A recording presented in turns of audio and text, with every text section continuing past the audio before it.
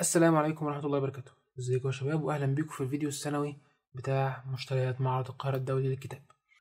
انا عارف ان القناة اتجاهها برمجي اكتر او ناحية البرمجة يعني، ولكن يعني بالنسبة لي القراءة فوق الجميع، فلازم كل سنة يبقى عندنا الفيديو بتاع الكتب دوت. فبدون مقدمات كتير تعالوا نخش على طول في الكتب بتاعتنا. اول كتابين معانا هما كتابين لمحمود شاكر. كنت رايح اساسا عايز اجيب رسالة في طريق لثقافتنا اللي هي بتاعته، ولكن لما رحت هناك لقيت ان هي موجودة لوحدها في كتاب وموجودة مع المتنبي، ان هي اصلا لما نشرت كانت مقدمة لكتاب المتنبي في اعادة نشره. فقررت ان انا اجيب الكتاب كله على بعضه، لان برضه يعني الناس بتقول ان ده افضل ما كتب في المتنبي، وده اصلا الكتاب اللي كان سبب في شهرة محمود شاكر. فيعني انا متحمس ان انا اعرف ايه اللي اتكتب في الكتاب دوت، ايه اللي كان عجيب قوي فيه لدرجة ان هو يتشهر. كان عنده اعتقد 27 سنة 26 سنة ساعتها. فقلت اجيب الكتاب كله على بعضه وبالمرة اقرا رسالة لثقافتنا، وكمان معاه اقرا كتاب المتنبي. وكمان جبت معاه اباطيل واسمار برضو من اشهر كتب محمود شاكر. كان بيتكلم فيها عن منهجيته والتذوق وشويه حاجات كده من اللي هو ذكرها في رساله ثقافتنا. كان بيقول فيها لو حابب تتوسع اكتر اقراها في اباطيل واسمار. فبرضه جبت كتاب كده يكون يعني مكمل ليه، او ابقى الميت شويه بجانب كبير من محمود شاكر. طبعا الكتابين من شركه القدس او دار القدس للنشر والتوزيع، يعني اسمها دار القدس هي شركه القدس، هما الاثنين واحد من نفس المكان. والاسعار بقى كلها هكتبها في الديسكربشن عشان ما نطولش وقت الفيديو. تعالوا نشيل دول ونخش على اللي بعده. كتاب كمان كنت جايبه قبل معرض الكتاب هو وحي القلم لمصطفى صادق الرافعي. دي طبعة دار ابن كثير، فيها 3 أجزاء مع بعض. كتاب ضخم جدا، وبدأت أقرأ فيه طبعا، ويعني ما عنديش أي تعليق أو ما فيش أي وصف أقدر أقوله يوفي العظمة اللي أنا بقرأها في مصطفى صادق الرافعي. الصراحة دي أول حاجة أقرأها له. كنت قريت له قبل كده بعض مقالات مقتطفات كده، يعني حاجات صغيرة، ولكن قلت بقى أجيب الكتاب اللي مجمع أغلب أعماله أو أغلب رسائله اللي أنا كتبها في آخر حياته أعتقد. ويعني حاليا مستمتع بيه جدا. الطبعة دي تتميز ان في بدايتها في تقديم الكتاب، في اراء الكتاب التانيين او الادباء التانيين في مصطفى صديق الرافعي، في تصدير طويل جدا في الكتاب في الاول. فيعني طبعة عظيمة وفاخرة جدا ونظيفة جدا من جوه. لو في اي تعليقات بتتكتب في الهوامش، في مثلا كلمة مش مفهومة او حاجة مش واضحة، بتلاقيها ايه واضحة في الهوامش تحت. واستمرارا لبقية كتب الادب، كنت جبت برضو مقامات الحريري. ده مفيهوش شرح، هو كتاب صغير فيه المقامات نفسها بس. وطبعا الدار صادر طبعة كويسة برضو، طبعا في كل مقامة في شرح بس الحاجات الألفاظ اللي مش واضحة فيها أو كده، لكن مفيش شرح السياق نفسه أو كده. دي تبقى مثلا في 4 موجات أو أكتر. فيعني دي بس تبقى فيها الألفاظ الغريبة بتكون مكتوبة فيها من تحت يعني. وكمان كنت جبت جواهر الأدب. جواهر الأدب دوت للسيد أحمد الهاشمي، ده من طبع دار إبداع، هي وكيل دار ابن الجوزي. يعني ده بيقال ان هو مناسب جدا لشخص لسه مبتدئ في الادب، ما عندوش القدره ان هو يقرا حاجات كبيره وعميقه في اللغه زي الكتاب التاني اللي هو الكامل. يعني انا لما جبت دوت عرفت ان هو تقيل شويه، او يعني متعمق اكتر في اللغه وفي بعض تفاصيلها الدقيقه لحد متخصص يعني. ف جبت معاه برضو جواهر الادب دوت، هبتدي بيه ان شاء الله. وبعد كده لما الواحد يبقى عنده الذائقه اللغويه اكبر شويه، او لما يكون فهم اكتر في اللغه يعني او في الادب يقدر يستمتع بيه اكتر، اخش بقى على حاجه متعمقه شويه زي الكامل. طبعا ده مجلدين او جزئين، طبعة ابن الجوزي برضو من نفس المكان الابداع. وده مجلدين في جزء واحد، يعني ده اصلا 4 اجزاء في مجلدين، ودوت جزئين في مجلد واحد. واخر حاجه معانا هما المجلدين دول لمقالات العلامه الدكتور محمد الطناحي. الصراحه ما عنديش كلام كتير اقول على الكتاب دوت، غير ان في كذا حد كان بيرشحه، كذا حد كان بيتكلم عنه. ساعات في ناس بتنزل مقالات منه، مقتطفات منه كده صغيره يعني. فحسيت ان الكلام عجبني، الكلام نفسه محترم. لكن المعلومات اللي عندي عن دكتور محمود طناحي قليله جدا. كل عارف ان هو كان يعني اديب او مفكر اسلامي شويه متجه الاتجاه الاسلامي. كان محقق لكذا كتاب للامام الشافعي. فبرضه قلت اجيب الكتاب دوت، هو جزئين، الاول والثاني من دار البشائر الاسلاميه، مجمعين فيها كل مقالاته. فبرضه قلت اجيبه ايه، اقرا فيه يعني كل فين وفين كده، ايه اخد لي مقاله او اتنين ساعات لما حد بيشير لحاجه اقدر اروح اجيبها منه اقراها على طول وكده. فبرضه ايه جبت دوت قبل ما اعرض.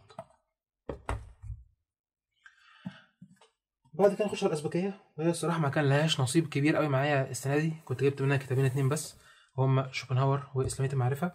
ما اعرفش صراحه المؤلف دكتور احمد معوض، ولكن يعني اهتميت بالتوبيك نفسه. هو كتاب صغير خالص زي الدراسه كده نقديه شويه لشوبنهاور، فقلت اجيبه واعرف اتعرف عنه اكتر شويه. واسلاميه المعرفه كنت جبت السنه اللي فاتت من الازبكيه كتيب صغير خالص كده منها، او اعتقد في نص السنه اللي فاتت يعني، حاجه صغيره كده. فقلت اجيب بقى المره دي كتاب اكبر شويه حوالي 200 صفحه عن اسلاميه المعرفه، من المعهد العالمي للفكر الاسلامي. دي بالمناسبه كانت سلسله كبيره جدا عندهم، ولكن للاسف مش عارف اوصلها دلوقتي. فكل فين وفين كده بلاقي جزء من الازبكيه اقدر اجيبه، غير كده بقراهم PDF. التوبيك نفسه بالنسبه لي مهم، اللي هو اسلاميه المعرفه، اللي هو مش اي معلومه كده تاخدها وخلاص تعتنقها او تتبناها او تمشي معاها، لا لازم يكون عندك فلاتر اسلاميه برضو، الحاجات اللي في الاسلام نفسها ازاي نعرفها للناس، ازاي نوصلها لهم كده. فحتى تلاقي مكتوب كده المبادئ العامه، خطه العمل، الانجازات. هم كانوا بداوا في موضوع اسلاميه المعرفه، كان عندهم خطه عمل وبداوا فيها شويه وانجزوا شويه حاجات، فدوت يعني ايه بيعرف المشروع نفسه، ممكن حد يعني يتعلم منه حاجه، يشوف الناس كانت بتفكر ازاي، المعاهد العالميه دي ازاي بتظبط حاجات مع بعضها. فيعني الموضوع نفسه بالنسبه لي مهم. بعد كده نروح على دار الفكر العربي، وجبت منهم 3 كتب.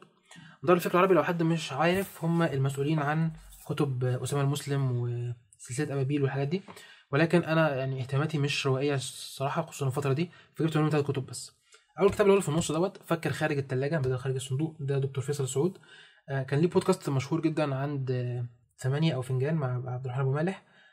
فكان بيتكلم عن الكتاب دوت، يعني كان ب 50 جنيه، ما كانش غالي قوي بالنسبه لاسعار السنه دي، فقلت اجيبه اقراه وخلصته الصراحه. يعني كتاب صغير يخلص في قعدتين، يعني في بقى شويه تيبس كده للتغذيه بشكل عام، ازاي تتحكم في وزنك، ايه اللي بيخسس، ايه اللي بيتخن، الحاجات دي كلها. فكان لذيذ الصراحه برضو، مش سيء يعني. وخارطه القراءه كان لدكتور حمد البحوث او استاذ حمد البحوث. برضو كنت سمعت له بودكاست، كنت رشحته قبل كده عندي في البلوج، هسيب لكم اللينك بتاعه في الديسكربشن لو حابب يقرا الحاجات اللي انا برشحها او كده. كان بودكاست بيتكلم عن الادب الروسي ودوستويفسكي، فبرضه قلت اجيب الكتاب بتاعه، هو بيتكلم عن القراءه، وحتى كاتب هنا حديث عن رائحه الكتب ومتاهات الدخول لعالم القراءه. فيعني انا بحب الكتب اللي بتتكلم عن القراءه وعن الكتابه، فبتستهويني هذا النوع من الكتب يعني. واخر حاجه كمان جبناها هي تغريدات النبلاء، ده زي مختصر صغير جدا لسير اعلام النبلاء، لحسام بن ابراهيم المقحم. طبعا ما اعرفش برضه المؤلف، ولكن كان برضه يعني كان عندهم سند كبير كده فيه 50 جنيه لكل حاجه، فجبت 3 عناوين دول منه. فيعني شويه حاجات مختصره كده من سير اعلام النبلاء. بيجيب باب معين، يقول مثلا هنا عن الحرب والشجاعه، ويجيب بقى ايه فلان عن فلان قالوا كذا، وفلان قال كذا، وفلان قال كذا، وهكذا. كل باب بقى عنده ايه، يختار باب معين في المدح وشكر الثناء، ويجيب لك مقتطفات منه كده ايه، عشان كده سماها تغريدات. بيجيب بس الحاجه المفيده على طول، مش مبوبه على حسب الاشخاص زي ما سير اعلام النبلاء نفسه معمول، يعني مبوبه على حسب العناوين. بعد كده رحت لدار مبرة الآل والأصحاب، جبت الكتاب الجديد للشيخ وجدان العلي، كان والدي عايزه فرحت جبته من هناك. يعني بيتكلم عن السيدة فاطمة والسيدة عائشة رضي الله عنهما، شوية تجليات الاصطفاء بتاعتهم. فبرضه يعني أسلوب الشيخ وجدان العلي معروف، فبرضه الكتاب يعني محمس بالنسبة لي إن أنا أقراه، وكتاب مش كبير، كتاب يعني 180 صفحة، فكتاب لذيذ لو حد برضه عايز يقرا النبذة اللي عنه يقدر يوقف يقراها. وهنخش على اللي بعده. من عصير الكتب ما جبتش غير كتاب واحد بس السنه دي، وهو ليله نهايه التاريخ لدكتور شادي عبد الحافظ. انا شخصيا بحب دكتور شادي وكنت رايح اصلا يعني رحت اول يوم مخصوص عشان يوقع لي على كتاب. الكتاب دوت بيتحدث عن الخرافات ونظريات المؤامره. انا كنت قرات كل الحاجات تقريبا دكتور شادي قبل كده، كان ليه كتاب السماء، وليه كتاب الفتاه التي انجبت امها، وليه كتاب تاني الاطفال بس ما اهتمتش اقراه الصراحه. فانا اي حاجه دكتور شادي بيكتبها بشتغل مغمض وبستمتع بيها. ده كتاب ضخم، اقول لكم هو كام صفحه، حوالي 400 صفحه، او يعني من غير المراجع هيبقى 360 370 صفحه. والفهرس بتاعه ما شاء الله ما بيخلصش، يعني انتوا كده بص ليه على الفهرس هتلاقوا ان هو مليان، تقريبا ما سابش اي خرافه او اي كونسبيرسي ثيوري او نظريات مؤامره زي ما بيسموها الا واتكلم عنها. كتاب يعني صراحه محمس جدا بالنسبه لي، فان شاء الله يكون قراءه ممتعه. بعد كده من الهيئه جبت الرباعيه الجديده دي، ده كان ترشيح لصديقي، رباعية ديوان الشعر المصري. أعتقد هم ناويين يكملوا أكتر من كده، ميبقوش 4 بس، ولكن يعني دول ال4 اللي صدروا حاليا، لابن سناء الملك وابن النبيه وابن نبات المصري والبهاء زهير. كنت فاكرهم صح يكونوا دراسة عليهم شوية أو كده، لكن هو مجرد زي ديوان بس كده، اختيار وتقديم أحمد الشهاوي. فهو كده عبارة عن الديوان بتاعه بس كده لكل واحد من دول. فبرضه كان أسعارهم حاجات بسيطة جدا، ده كان ب 35 جنيه، وكان عليهم خصم اكتر من كده، فالاربعه مع بعض ما كملوش 120 جنيه، اعتقد كانوا 115 112 جنيه، حاجه صغيره كده. ف برضو انا شخصيا بحب الشعر جدا والادب بشكل عام، فقلت اجيبهم، وتصميم الاغلفه اكثر من رائع، يعني شاوت اوت لعبد الرحمن الصواف، كفرات اكثر من رائعه. بعد كده رحت عند مكتبه تراث او دار تراث، وجبت من عندهم مقدمه في المنهج اللي هي عائشه عبد الرحمن او بنت الشاطئ. الصراحه ما كنتش في خطتي ان انا اشتري الكتاب دوت، ولكن يعني سجلت كده عنوانه عندي ورحت دورت عنه اكتر في النت، ولقيت ان الكلام بتاع الناس كويس عنه، فقلت اجيبه واستكشفه، لان هو خصوصا هو كتاب صغير مش تقيل يعني، ومش حجمه مش كبير، فقلت احصل عليه يعني واقراه ان شاء الله في القريب العاجل. بعد كده رحت عند الكرمة، جبت منهم كتابين، وكنت رايح اشتري كتاب واحد بس اللي هو في بيت احمد امين، اعاده نشر. كنت قرات قبل كده في، مش متذكر الكتاب بالظبط، ولكن كان دايما بيحيل على حاجات في بيت احمد امين، في بيت احمد امين في الكتاب دوت يعني، لو حد حابب يستفيد منها. فاول ما لقيت ان هم قعدوا نشروا رحت اشتريه على طول. وهناك الشاب اللي كانوا في الجناح قال لي لو مهتم يعني باحمد امين واولاده، ففي الكتاب دوت لجلال امين مميز يعني، ان هو حاجه زي سرد تاريخي كده شويه لماذا حدث في العالم من 1950 من وجهه نظر جورج اورويل، او بطريقه جورج اورويل الديستوبيه وكده. فالفكره نفسها بالنسبه لي شدتني، فجبت الكتاب ده كمان معايا. بعد كده عندنا مدارات. الصراحه انا بالنسبه لي انا بعشق هذه الدار، ولكن ما جبتش اي حاجه من اصداراتهم الجديده السنه دي. هم عندهم اصدارات جديده كويسه جدا، ولكن اغلبها حاجات تاريخيه شويه. انا الصراحه حاليا مش مهتم بالتاريخ قوي، او مش بيشدني او مش بيستهويني، فجبت من عندهم الكتابين دول بس. كان عندهم خصومات رائعه عليهم. جبت من عندهم ده قصص صغيره كده، كتاب ما كملش 100 صفحه، شويه حكايات كده صغيره لاحمد الديب. ما اعرفش المؤلف صراحه او الكاتب، ولكن لقيت المخزنجي شاكر فيه جدا والمنسي قنديل، وعلى جود ريدز ناس طايره بالكتاب ده في السماء، فقلت اجيبه مش هيخسر يعني نعرف هو ايه سبب الاحتفاء الشديد بالكتاب دوت. وكمان جبت الاصوليات لدكتور محمد صفار، يعني بيتكلم حاجات عن الفلسفه، العلم، المعتقدات، المسلمات، المنطق، حاجات كتير في بعضها كده يعني. اعتقد انه هيكون كتاب تقيل جدا، ولكن برضه كان بالنسبه لي التوبيك بتاعه نفسه لذيذ. كتاب ضخم مش صغير يعني، حوالي 350 صفحه. وبرضه الناس اللي فوق دي مش شايف ايه اللي بيجمع بينهم مع بعض، مفيش اي حاجه كومن بينهم. فيعني الكتاب استفزني الصراحه، فقلت اقراه. والكتاب نفسه كاتب دوت في الاول، اول حاجه خالص في الكتاب بيعتذر ان هو حط العنوان اصلا عشان يجتذب القارئ، لكن هو ملوش علاقه بالاصوليات او يعني حاجه زي تكتيك العلامه الزائفه. فيعني كتاب من بدايته كده اصلا يعني مثير للجدل شويه، فقلت اشوف هيتكلم عن ايه. واعتقد كان ب 100 وشويه او 200 وشويه ونازل ب 60 جنيه، فقلت برضه ايه هجيب.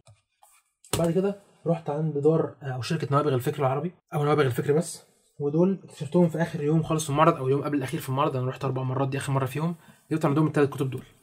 كنت رايح اصلا اجيب رسائل الرافعي اكمله يعني بعد وحي القلم، ان انا الاسلوب بتاعه اكثر من رائع.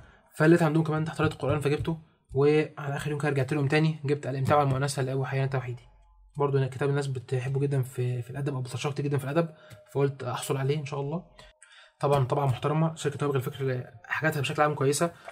ده مثلا ورق ابيض، انا بفضل الورق الاصفر، لكن ده ورق اصفر عادي. ففي شويه حاجات كده مش ثابته عند طبعاتهم كلها، ولكن الخلاصه يعني ان الكتاب نفسه محترم من جوه، الكتابه واضحه، الهوامش محترمه. فان شاء الله يعني تكون كتب مفيده. بعد كده من العصريه جبت كتاب لشيخ ابراهيم السكران. يعني كان عندي اغلب كتبه، كان فاضل لي الكتاب ده بس، التأويل الحديثي للتراث. والصراحه الغلاف سيء جدا يعني، مقارنه بدار الحضاره مقالات الخطاب المدني مثلا. انا كنت عايز اجيب اللي هو الشبه ده على طول، بس لونه اصفر شويه. ما لقيتهمش جايبينه معاهم للاسف في المعرض، اصلا مش جايبين اي حاجه للشيخ ابراهيم السكران. فرحت جبته من العصريه بالكفر الجديد وخلاص. طبعا اكبر الصراحه، الفونت يعني حجمه كبير جدا، هنا الفونت بيكون اصغر شويه، ولكن يعني المهم المحتوى مش الكفر. فبرضه جبت الكتاب ده. وطبعا جبت معاه بقى مقالات الخطاب المدني، كنت جايبه قبل المعرض باسبوعين تقريبا، وده جبته من جوه المعرض. فدول برضه 2 جداد، ده لسه تحت البلاستيك بتاعه، هقراه ان شاء الله قريبا يعني. من نهضة مصر جبت في صالون العقاد كانت لنا ايام لأنيس منصور. برضو ما قرأتش اي حاجه قبل كده أنيس منصور، ولكن انا مهتم بالحقبه الزمنيه دي، فتره العقاد، طه حسين، أنيس منصور، الناس اللي كانوا في الفتره دي كلها.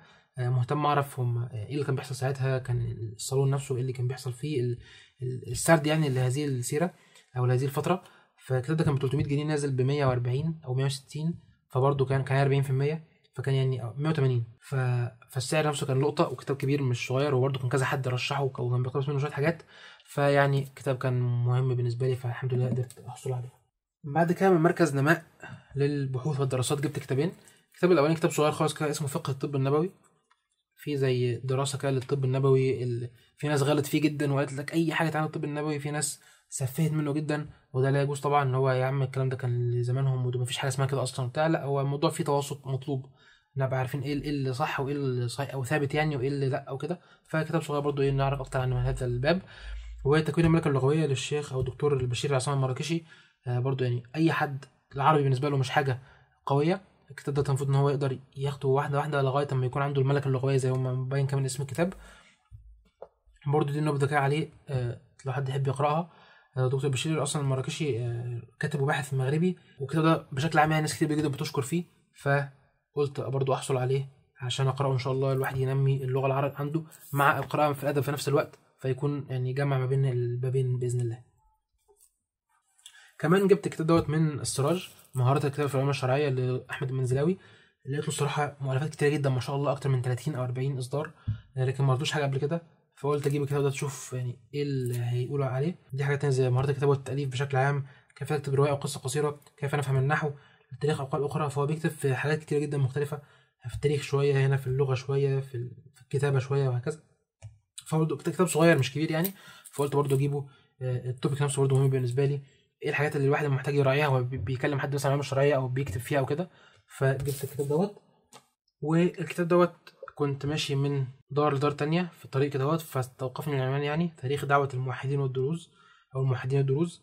لقيته 50 جنيه من دار سورية جاية من بره، فالكتب عندهم بتكون غالية مع دوت، أو من الكتب القليلة يعني الرخيصة وجاية من بره. هي كان الحاكم بأمر الله وعهده والفترة دي من الزمن، وأنا مقل جدا من القراءة في تاريخ الدول الإسلامية والفرق والحاجات دي اللي حصلت يعني ساعتها، فغالبا مش هقراه دلوقتي، ولكن يعني قلت أجيبه وأخليه في المكتبة عندي، قد ينفع بعد كده أكون ببحث عن حاجة وعايز أفهم أكتر عن الحقبة دي يعني، فيكون الكتاب موجود ساعتها، خصوصا إن هو سعره ما كانش غالي.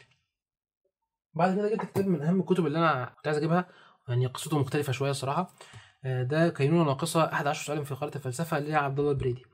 دكتور عبد الله البريدي كان ليه بودكاست برضو سمعته قبل كده عن عبد الوهاب المسيري، هو كان صديق شخص ليه وقابله كذا مرة وكانوا بيتكلموا مع بعض وكده. فهو كان البودكاست ده بيتكلم عن مسيرة عبد الوهاب المسيري ودراسته ومنهجه وكده يعني. فانا بستمتع بالمجرد الاستماع لعبد الله البريدي او اي حاجه بيقولها، الراجل يعني دماغه نظيفه ما شاء الله. وغير كده كان في حد قبل كده مرشح كده على تويتر بيتكلم ان في بعض الكتب مقدماتها لوحدها كتاب اصلا، ممكن تنفصل في كتاب لوحدها وتباع وتشترى، ويعني من كتر ما هي عظيمه وتستاهل يعني. فمن ضمنهم كان الكتاب دوت كينونة ناقصه، ومن ضمنهم كان كتاب هيروشيما اللي هي عبد الله العجيري. انا قرات هيروشيما او سمعته صوتيا يعني، والمقدمه بتاعته اكثر من رائعه، وواثق ترشيحات الاخ مش عارف اسمه ايه الصراحه، الاكونت نفسه اسمه كتاب، فهسيب لكم برده اللينك بتاعه. فقلت اجيب ده على طول لثلاث اسباب دول. اول حاجه ان انا بحب اقرا في الفلسفه نفسها بشكل عام، وتاني حاجه عبد الله بريدي، وتالت حاجه المقدمه بتاعته يعني. دي برده نبذه عن الكتاب لو حد يحب يبوز ويقراها لو واضحه في الفيديو. قصته بقى المضحكه للكتاب دوت ايه، ان هو من دار ادب، دي دار السعوديه. فرحت في معرض الكتاب، او انا قبل المعرض اصلا بعمل البحث بتاعي اشوف الكتاب سعره ايه في السوق النهارده عشان اقارنه بالمعرض الكتاب، اعرف الاسعار اللي بيحصل كده يعني. فلقيته موجود عند عصير الكتب على موقعهم ب 158 جنيه. حلو، بعد الخصم طبعا يعني، كان اعتقد ب 180 بقى 158، حاجه صغيره بس يعني في خصم عليه.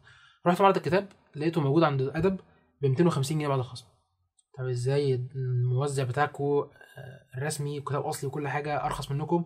فيعني بعد شويه تطوير كده فهمت ان هم الدور عشان جايه النهارده واختلاف سعر الصرف، فهو بيحاسبك بسعر النهارده. لكن عصير الكتب او الموزعين بشكل عام او كده، في مثلا بيت الكتب في اسكندريه كان عندهم برضو الكتاب، او يعني كتاب تاني عند ادب برضو بسعر رخيص ارخص من سعرهم الرسمي في معرض الكتاب.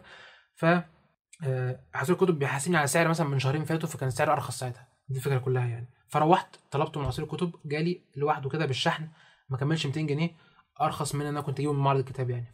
فروحت طلبته من على النت وجالي من عصير الكتب، فكتر خيرهم يعني على هذه الخدمه.